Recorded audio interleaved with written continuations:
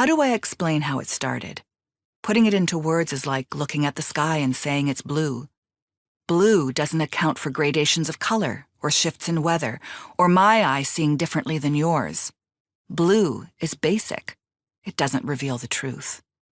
On Wednesday, April 11th, after another day of incognito drifting between classes in my locker, nobody here, nothing to see, then playing the part at home of diligent student, an act as much for me as for my parents, I went to bed and fell asleep like I always do, exhausted from the effort, not daring to hope for a better day, pen in hand, sketchbook perched on my stomach.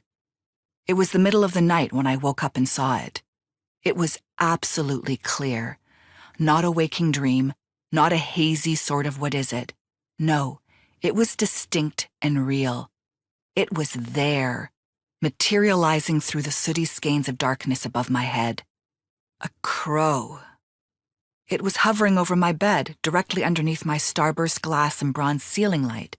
Its wings were spread, the feathers glossy black.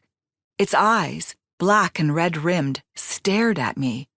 I stared back, intensely aware of the physical world, how a million tiny goosebumps fanned over my skin, how my breath huffed out and in, rhythmic and locomotive, how the nighttime shadows erased everything in my room but the crow.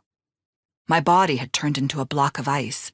I could feel the weight of my sheet and blanket over me, the slight added pressure on my abdomen of the sketchbook.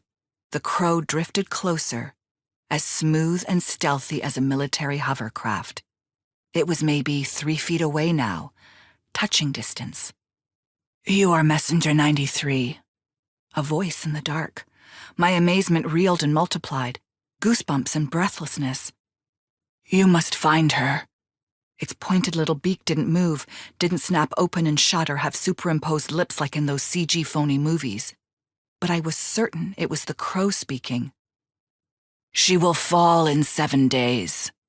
It didn't sound male, it didn't sound female. "As she falls, so do we all." My mind didn't search to understand. I didn't try to talk back.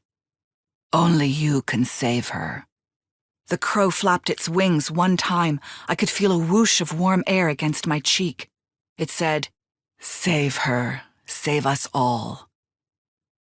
And then it folded itself inside its feathers and sank into the darkness, like a corpse on water. The paralysis ended instantly. I sat up and took stock. I was awake. There had been a crow in my room. It had spoken to me.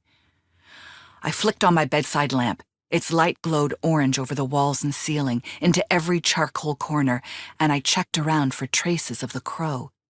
It was just my usual room.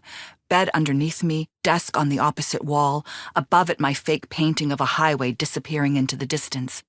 My window was closed, and the 3 glass shelves that were slung across it were still intact.